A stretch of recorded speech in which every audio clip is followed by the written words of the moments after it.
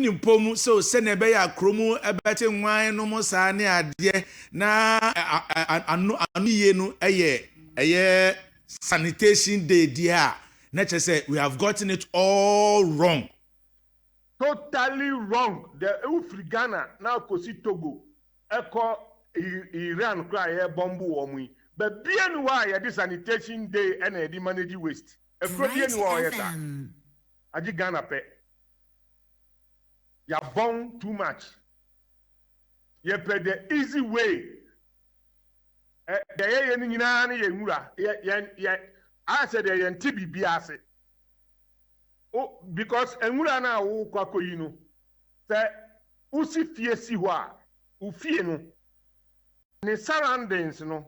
I was say uye no a pavement. Ana uye green grass. That is the code. Now usi fie ni nsi ho. Now untwe praye emfansi asasena aye brown no.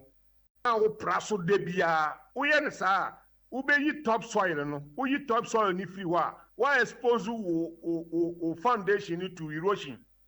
Esan se nsuo to a nsuo betwe anwea no akogu gota no. Enti gota no agi anwea no. Na wakwakofa Sophie ene wa pre mrantie na wakwakoyi gota no. Na mo de agu abonten ho. Abi amosesa de ko. 2 months time mosa beba no na nsuo asa ato na asa atwe anwea na akogu gota no. Na mo aso akwakoyi ena watu ni din sanitation day. Oye mami buofu anopai. Adjebro. I feel the passion with which you are saying this and how as a man